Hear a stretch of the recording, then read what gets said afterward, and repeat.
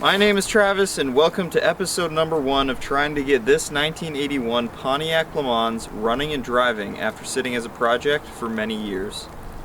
Now, to bring you guys up to speed, I had already filmed an entire video on this car, but I did not like how it came out, so I actually scrapped the whole thing and restarted right from the beginning. Several months ago, when we actually got the new shop, I decided I was going to be looking for a new car. I landed on the G-body style Oldsmobile Cutlass, Buick Regals, something along the lines of that. I was able to find this 1981 Pontiac Lemans, which is actually considered an A-body, but it is still very similar to the G-body platform. After seeing the Facebook ad for this 1981 Pontiac Lemans, I could tell this car was a little bit of a project. The motor wasn't together, transmission was barely in, but overall the car was pretty straight and relatively rust-free. After messaging with the previous owner, he said this is a project he was just giving up on and decided he wanted to start on something else. So a couple days later, we drove down with a trailer, picked up the car. After seeing the car for the first time, I was super excited. This was going to be my first V8 car. I've owned previous cars in the past, all either 4-cylinders or V6s, so this was actually going to be my first V8 car. We quickly brought the car back to the shop and started going over what it needed. We first started off just going through the car, kind of taking some of the stuff out, seeing what all the extra parts were in the trunk, and then we started on the paint. We tried buffing out some of the paint just to see if we could bring some of it back to life, and then I further decided I was just going to end up repainting the whole car eventually, so we weren't going to bother finishing the rest of it. This video is kind of all over the place. I hope you guys do enjoy it though. I've learned a lot throughout this process working on this car, and I'm excited to actually be able to drive it for the very first time. Without further ado, here's the rest of the video. Shifter, T-handle, bitch. That is fucking sick. This is what I wanted. I thought the car had this. Remember I was telling you about that? Dude, I think I'm gonna put this back. Picture this. This is my hand. You know, we got park, then we go. It's like reverse, which is like doesn't lock, neutral, which doesn't lock, drive, and then you can just like, and then if you pull it back, you gotta pull it back to like here, and then it locks, and then you can go neutral and drive, and you can lock it back again here. It's like, what the fuck? So look at this. First off, you got old school turn signals, right? You just click it. That is the most satisfying thing ever though. And then, I didn't even realize this, but you got off, low, and high for the wipers. I guess this is the lights you pull out. Or you pull out, back in, that's for the lights. What is this? Well, that says off and that says on, but I don't know what I'm turning off or on. None of this shit works. Look, we can have off, or we can have like middle, and then we have off or middle. Sorry, off is, that's cold. Oh shit, my bad. This is off. So we have cold, or we have middle, so there's no heat in this car. And then we have blend, or that's it. That's all you get. I picked up a turbo 350 transmission. The turbo 400 transmission that was in it was filled with water, junk. Picked up this turbo 350, just picked up a brand new torque converter for it. Don't remember the stall and everything, but it's basically just like a stock torque converter. And I picked up a lot of the parts to get the 283 back together so we can actually get that thing running. Yeah, next thing we gotta do, you just gotta bolt this transmission in. Got the transmission all bolted up. Hopefully you can see under there. I know you can barely see. Starter that I got doesn't fit. Next thing that we got to do is go through the intake, do the intake gaskets. This is the starter that I got. I ordered it off Rock Auto. It is massive and it's meant for a 283. These bolt holes here are meant for the 283. Problem I'm having is that as soon as you go and try to put this bolt in here, this shaft here is actually hitting the flywheel. I don't think this starter is going to work. I think I'm going to have to go with one of those mini starters. Alright, so this intake manifold didn't actually come on this motor. This is an EGR intake. This is obviously this block, and everything didn't have EGR from the factory, so we have just a normal standard small block intake, probably off a truck. And I would have got like an Edelbrock or something, but the thing is, I don't have the money, so everything costs money. I'm trying to do this on a budget. So we're gonna get this cleaned up here. Pull this off.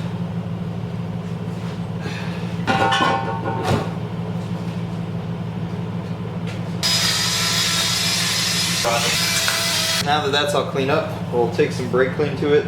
We can do the same thing to the intake side and then get slapping this together.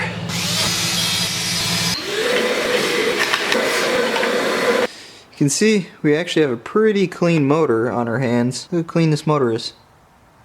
Not bad. Now, this motor is full of oil, but because it hasn't ran in a long time and we have this opportunity here, I'm gonna put some oil down here just so that the lifters get some oil, the cam gets some oil, and when you go to have first startup, everything isn't completely dry up here. So we're gonna put a bunch of oil down here. It is full of oil, like I said. A little bit of extra oil isn't gonna hurt nothing. All right, we got the intake gaskets, the China wall gaskets. Be extra careful with those ones. Make sure you put them in a safe spot. These ones actually suck to do because there's nothing that really clips them in place. The Vortec motors that I've worked on, when you do intake gaskets, they kind of just clip in place. But what you're gonna wanna do, this is the key thing that you need. You're going to want some of this right here. This is Ultra Gray Gasket Maker by Permatech. I always use gray stuff, anything that has to do with oil, but it does not work well with gas. So what we just wanna do here is just in areas that aren't where the actual gasket goes, just the flat part, we're just gonna kind of put some down. It's really cold out today, so I hope all this stuff works. But I heated up the Permatex here, so it should be fine.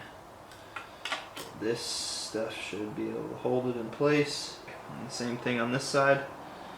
And what you want to do here is put a little bit up on the intake gasket side and run a nice thick bead all the way around, like so, up onto the gasket, just like that. But you don't want to shimmy this thing around, so you just want to line it up and place it down. Okay, you'll never believe this, but the intake manifold actually did not fit. Surprising, right? So, what happened? See this little guy here? No idea what this does, right? But this thing here sticks up so high, right? That the intake manifold here had this little ridge that went along like this, and then that cover was also here. So I had to take that cover off and then also grind all of this down flat for it to clear. So now the intake should fit. I just test fitted it, it seemed fine. Now we can put it back together. Okay, I'm gonna give you guys an update on this car. I've been slowly working on everything. Now, we went ahead and I'm using the B&M shifter that's in it. We got the shifter to actually work properly now. We got a shifter to actually work.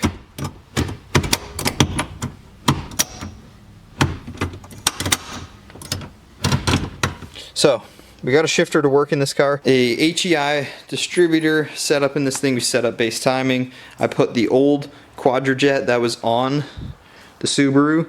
We put that on the car. So we have a brand new Quadrajet. We got a throttle cable hooked up, throttle return spring. We've got this header is bolted on. Currently waiting on a mini starter. Hopefully that comes, because once we have the mini starter, we should be able to wire up this car, see if it'll run. I don't know, maybe. I really hope it does. I will let you guys know, the rear end either has a posi or it's welded. What I mean by a posi is like a locker, because I jacked up the rear wheels, and if I spin one wheel, the other one moves the exact same time. And if I try to spin one fast and then like flick it back the other direction, they both just move at the exact same time. So it's either welded or there's a locker inside of there. New day. I left early yesterday, had to do some stuff, but today we are back. Got some parts in. Today might be an exciting day. Might be able to get a first start. Don't have my hopes up because usually stuff that I do doesn't go right. We've got this mini starter here. This hopefully will work because after researching, we have a 283 and we have a bigger flywheel, but the 283 never offered a bigger flywheel when that motor came out from what I saw. So you need to get a mini starter, which is capable with the old bolt pattern, and you can use the bigger flywheel. We got a dipstick for the TH350 because we don't have a dipstick for it right now. We got a distributor hold down. We need this for the Subaru actually, because the one that's on it is kind of jank and doesn't work properly. Everyone needs these. We got vacuum caps. But then we also need to put the header on, but it doesn't fit, so we got to clearance some stuff. And then when that's done, spark plug wires, wire up the motor, and dump some fuel in it. Alright, we just clearanced out the frame a little bit. Let's see if it fits now.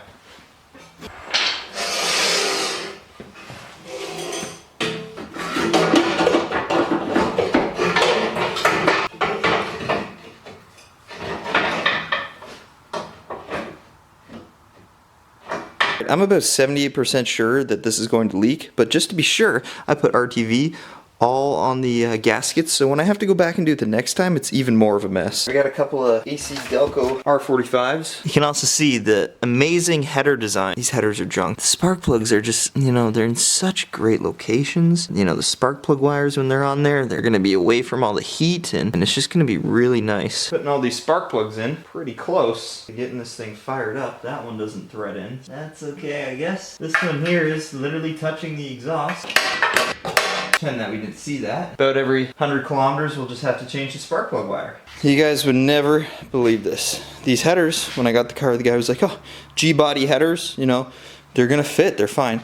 No, they did not fit. They don't fit at all. That's how close it is to the spark plug. Okay, fine. I had to hammer the shit out of it down there. I had to cut part of the cross member just to clear it. You can see it right there. I think it's touching. And then, to top it off, so I'm going to put the oil filter back on. Yeah, I know, I need a new one. It doesn't fit. Alright, don't judge me. I just cross-threaded a Wix onto it. Probably see up there. One that I had, oil filter for my truck. Unfortunately, it's not the same thread pitch as the one I needed for this oil filter, but this oil filter's too big, so I kind of just cross-threaded it a little bit. It might hold.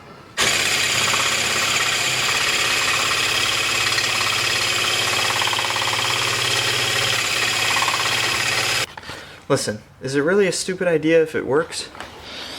Have you ever hated just holding the drill up in the air? Trying to push up the whole time? Yeah, well I just got the jack. Trying to drill out the block, man. Time check, 2:05, so it took me about 3 hours to put the starter in. That was good. Hopefully it's good. Like I said, I had to shim it a lot. It looks like it's gonna be lined up. We're gonna find out right now. I got the starter, I got it wired up. The engine is not wired up, essentially, so I have no spark plug wires on it. I'll take that off because you don't want to suck it in. But we have no spark plug wires on. I just want to see if the motor will crank. Got the battery out of the Subaru. Got a ground cable on the engine. I've got my positive, or to the starter, and then I have a signal wire. Okay, here we go. All clear. Throw the ground. My very safe battery. And we'll take this off. I'm nervous, guys. Nervous. Put a car together, it's always nerve-wracking. Especially engine stuff. Engine and wiring stuff, man, it scares the shit out of me. Here we go. Okay. No juice, no sparkles there.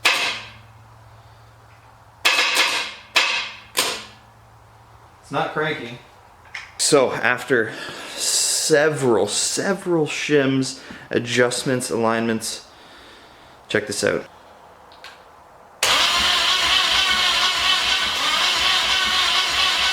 Honestly, it sounds pretty good. To me, that sounds pretty good. Yeah, I'm gonna put the spark plug wires on, drop some fuel down it, see if it lights off. We got a little bit of fuel. We're gonna pour this, it's actually 2-stroke oil and gas. We're gonna pour a little bit in the carb, but we're gonna put ignition on.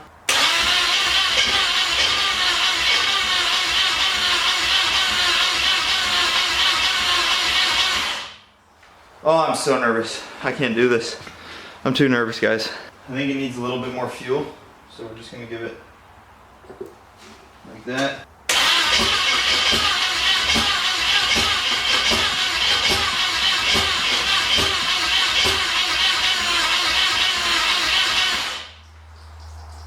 Oh shit, what are we leaking? Oh no! What are we leaking? We're leaking oil somewhere. Well, we're leaking oil. Maybe out of that up top there, that plug. I don't know. It's pissing oil. All right, so that oil pressure thing is still probably gonna leak. Let's try this again.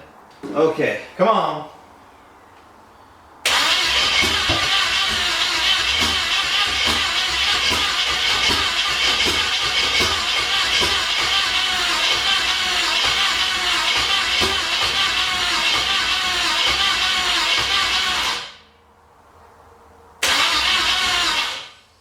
I think it's just because this choke is friggin' stuck open. Oh, you know what too? We got a million vacuum leaks on this carb. Hold on a sec. There was about 1 million vacuum leaks, so it should run now. Here we go.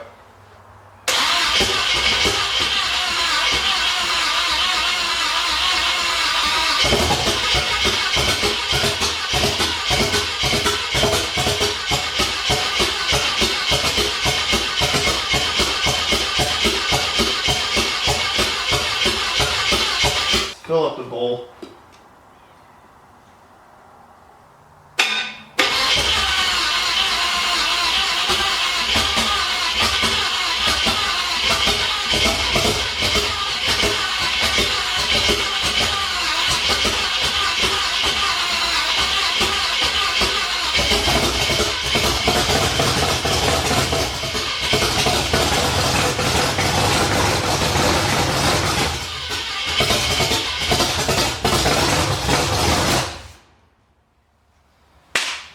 Hear that? I believe the timing is a little bit off. I was holding the starter for a little bit too much there, but timing's probably a little bit off.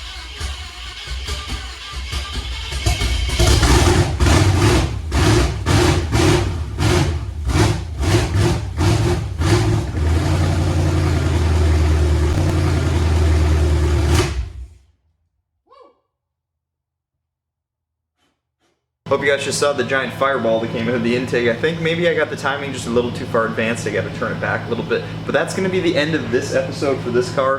Got it running for the first time. There's a huge list of other stuff we need to do to make this thing actually run good and be able to drive and stuff. So we're going to go through that in the next episode. But until then, stay tuned, subscribe, and I'll see you next time.